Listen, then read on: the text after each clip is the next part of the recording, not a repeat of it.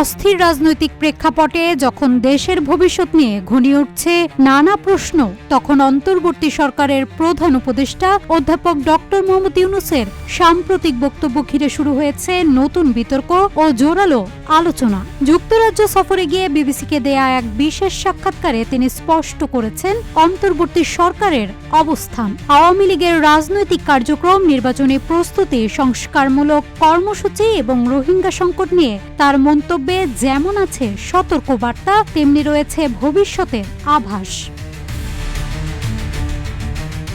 বাংলাদেশের অন্তর্বর্তী সরকারের প্রধান উপদেষ্টা ডক্টর মোহাম্মদ ইউনূস বলেছেন, আওয়ামী লীগকে নিষিদ্ধ করা হয়নি, বরং তাদের রাজনৈতিক কার্যক্রম সাময়িকভাবে স্থগিত করা হয়েছে। তিনি জানান, দলটির নির্বাচনে অংশগ্রহণের বিষয়ে নির্বাচন কমিশনের সিদ্ধান্তের উপর নির্ভর করছে।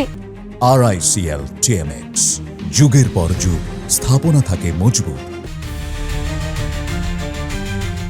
আওয়ামী লীগের নির্বাচন অংশগ্রহণের বিষয়ে প্রশ্ন করা হলে ইউনূস বলেন, আমরা তাদের নিষিদ্ধ করিনি, কার্যক্রম সাময়িক স্থগিত রাখা হয়েছে। নির্বাচনে তারা থাকবে কিনা সেটা নির্বাচন কমিশন ঠিক করবে। তিনি আরো বলেন, অন্তর্ভুক্তিমূলক নির্বাচন মানে নির্দিষ্ট কোনো দল নয়, বরং জনগণের অংশগ্রহণ নিশ্চিত করাই মুখ্য বিষয়।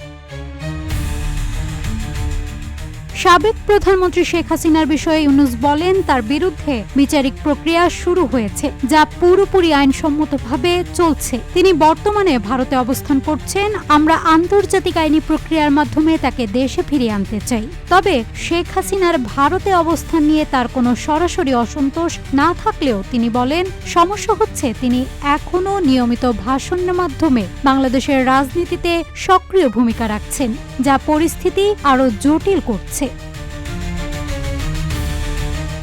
আওয়ামী লীগের শত শত নেতাকর্মী গ্রেফতার হওয়ার অভিযোগ প্রসঙ্গে ইউনূস বলেন, অন্তর্বর্তী সরকারকে আওয়ামী লীগের সঙ্গে তুলনা করা লজ্জাজনক। যারা এই ধরনের তুলনা করছে তারা বাংলাদেশের বাস্তবতা সম্পর্কে অজ্ঞ।